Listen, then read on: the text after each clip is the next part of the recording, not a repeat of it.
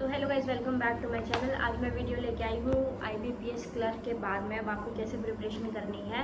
IBPS PO आ रहा है pre and साथ में आ रहा है आपका RRB PO का मेंस और उसके बाद में RRB क्लर्क आ जाएगा उसके साथ साथ ही, ठीक है। तो मेन पॉइंट ये है कि प्री के साथ में मेंस आपको अब कैसे लेके चलना है।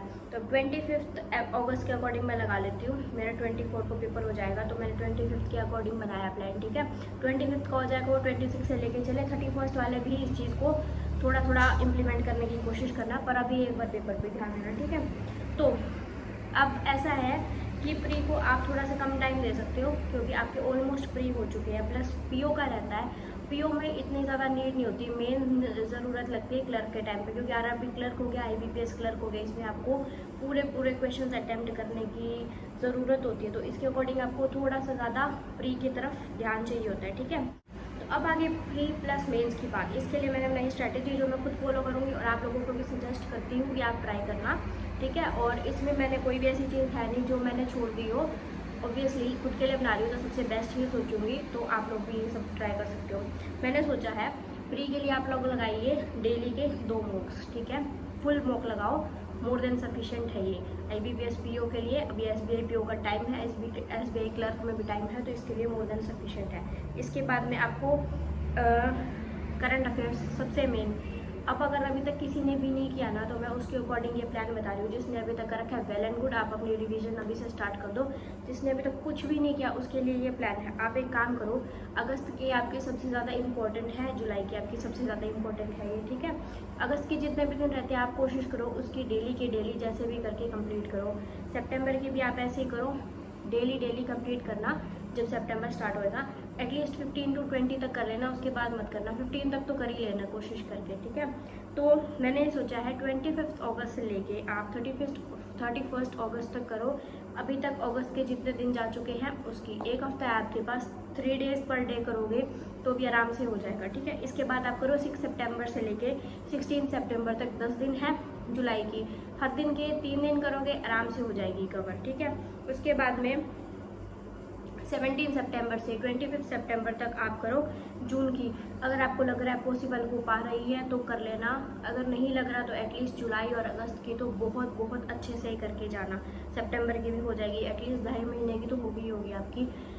कंडीशन इसके साथ ये है कि आपने बाकी सब्जेक्ट की बहुत अच्छे से प्रिपरेशन करके प्लस कंप्यूटर भी बहुत अच्छे से कर रखा है, ठीक है। इसके साथ में डेली की आप कंप्यूटर की क्लासेस देखो 2, एक क्लास देखो आप कंसेप्ट वाली, उसके बाद आप उसी की MCQ क्लास देखो ताकि आपका साथ साथ वो चीज़ रिवाइज हो जाए।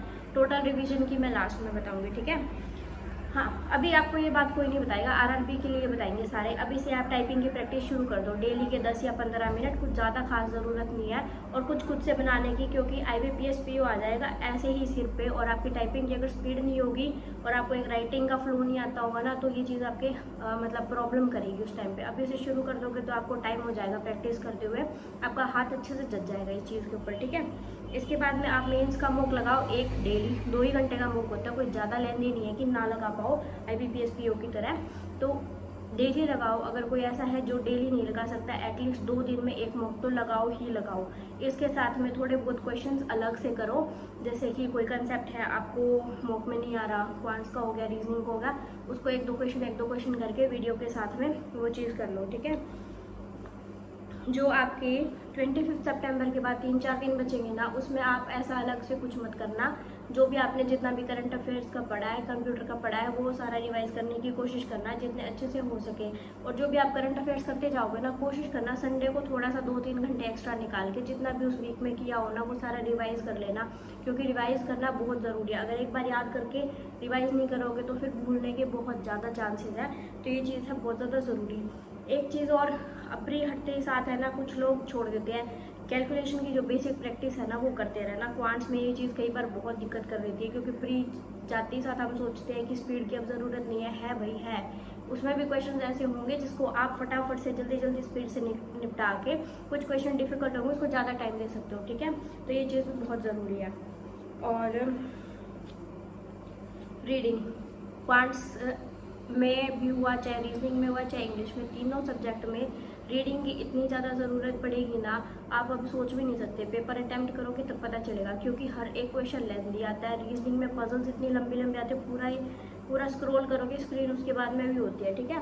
वो सारी चीज़ें आप तब कर पाओगे जब आपकी रीडिंग की हैबिट होगी। रीडिंग की हैबिट से क्या होता है, एक तो आप फास्ट पढ़ सकते हो, दूसरा आपका कंसंट्रेशन अच्छा होता है, तो एक ही बार में आप पूरी लाइन समझ जाओगे। ऐसा नहीं होगा वहाँ पे कि आपको 2-2 3-3 बार हर लाइन पढ़नी पड़ रही है, फिर आप समझ रहे हो, फिर उसको इंटरप्रेट कर रहे हो, फिर लिख रहे हो।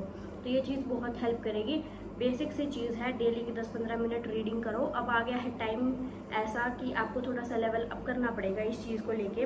अगस्त और जुलाई की करंट अफेयर्स सबसे ज़्यादा इम्पोर्टेंट है, इनको तो बहुत अच्छे से करके जाना ही जाना। सितंबर की कोशिश करना, कर सको तो करो, और जून की जितनी बहुत पॉसिबल हो सके उतनी करो। देखो कम से कम मार्जिन वाली चीज़ें हैं ये, और बाकी सब्जेक्ट्स की अगर अच्छे से करते रहोगे, हर सब्जेक्ट की अगर अच्छे से करते रहोगे, सब में एवरेज सा स्कोर कर लोगे तो भी आपका हो जाएगा, ठीक है। और बिल्कुल ये मत सोचना कि बिल्कुल बचा के थोड़ी सारी चीज़ें कर ली तो बस बेशक से आपका मेंस क्लियर हो जाएगा, लेकिन फिर मार्क्स जितने कट ऑफ से ऊपर होंगे वही आपके फ़ायदे की बात है। मतलब कट ऑफ से हमें मार्जिन ज़्यादा चाहिए, ठीक है। तो ये सारी चीज़ें करनी स्टार्ट कर दो। आई होप मैंने सारी चीज़ें कवर करी। अगर मैं कोई चीज़ भूल गई होगी या फिर आपको कोई डाउट है, do comment under the video, और मैं ज़रूर आपकी क्वेरी लूँगी। आपको और कोई स्ट्रेटेजी या किसी भी चीज़ टाइप की किसी भी चीज़ की वीडियो चाहिए, कमेंट कर दिया करो, मैं वीडियो बना दूँगी, ठीक है। और ऑल द बेस्ट। RRBPO के लिए अभी से शुरू कर दो, रिज़ल्ट की वेट मत करना। ये गलतियाँ करते हुए मुझे टाइम हो गया है, मत करना प्लीज़। अगर ये नहीं हुआ बाय चांस 1% मान लेते हैं, तो बाकी पेपर हैं जिसमें आपको ये प्रिपरेशन बहुत हेल्प करेगी, ठीक है। Don't wait for the result, इस चीज़ को लगे रहो। हाँ, पेपर के चलते अभी पिछले 2 हफ्ते से पहले RRB क्लर्क था, फिर IBPS क्लर्क था। मैंने अपनी हेल्थ को इतना निगलेक्ट किया है ना, मैं सोची RRB क्लर्क के लिए थोड़ा और कर लूँ, थोड़ी सी और ज़रूरत है, अच्छे अटैम्प्ट हो जाएंगे। फिर सेम IBPS क्लर्क के लिए हुआ, तो अब 2 हफ्ते से मैंने काफ़ी निगलेक्ट कर दिया। अब ये गलती मैं नहीं करने वाली, और आपको भी मतलब कि बोलती हूँ कि मत करना। पेपर सब कुछ नहीं है, आपकी अगर हेल्थ एक बार गड़बड़ हो गई ना, तो मतलब वो कभी भी वापस उतनी हो नहीं सकती, वैसी हो नहीं सकती जैसी पहले थी। तो दिन में आधा घंटा कम से कम अपने लिए निकालो, उसमें योगा करो, वॉक करो, एक्सरसाइज करो, जिम करो, what ever you like, Pilates कुछ भी। मैंने हाँ पिलाटेस शुरू किया है, तो नए ब्लॉग्स में मेरे देखना। मतलब बहुत सारी चीज़ें हैं करने के लिए। अगर कोई बहुत ज़्यादा स्ट्रेनलेस एक्सरसाइज नहीं कर सकता तो बहुत इजी वाली है, योगा करो, बिल्कुल लाइट है, ब्रिस्क वॉकिंग से कर लो, या फिर पिलाटेस कर लो। अच्छी फॉर्म ऑफ एक्सरसाइज लगी मुझे, मैंने 2-3 बार ट्राई किया। तो ये सब करना और ध्यान रखना। All the best.